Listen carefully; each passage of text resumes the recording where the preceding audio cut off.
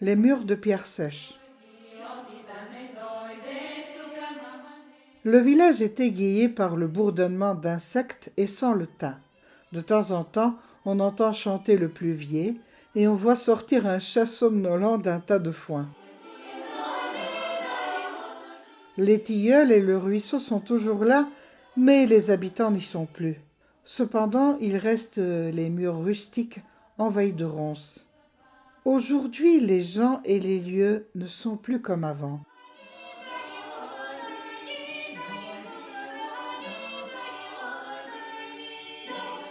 Dans les rues ensoleillées, on rencontre des vieillards qui semblent irréels. On dirait que quelqu'un les a inventés spécialement pour nous les montrer. Sur la place centrale, on peut voir des vieilles dames assises sur les bancs. On dirait des personnages des contes de Raditchkov et d'Elim Pelin.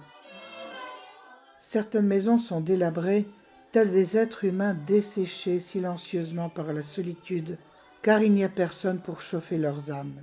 D'autres ne fléchissent pas sous la détresse, et bien que le temps ne bouge plus, elles gardent les traces de la vie d'autrefois.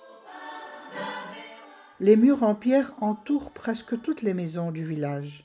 Leur charme d'antan est fascinant. Un artisan âgé, plein de vie, sort du portique enveloppé de lierre. Il nous livre les secrets de son métier.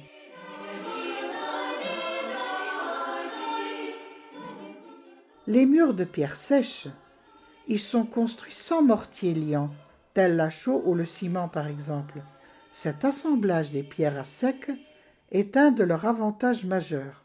S'il y a une rivière ou une carrière de pierre à proximité, vous n'avez qu'à apporter des pierres. Il vaut mieux qu'elles soient en forme de plaques et de tailles différentes. Attention, si elles sont trop petites, le mur ne sera pas assez solide. Les pierres sont taillées sur les bords et autour des portes en bois. Les autres sont posées en état naturel. Le bon maître choisit bien les pierres et les range minutieusement. Les blanches sont disposées de manière à se faire voir. Les sombres sont plus vieilles et moins jolies. Les belles pierres sont posées à l'extérieur et à l'intérieur on met les autres pour combler le vide. Les meilleurs matériaux pour les murs de pierre sèche, ce sont le calcaire et le grès. Leurs formes sont plus intéressantes et embellissent le mur. On peut utiliser aussi du granit, mais sa couleur gris foncé est un peu triste.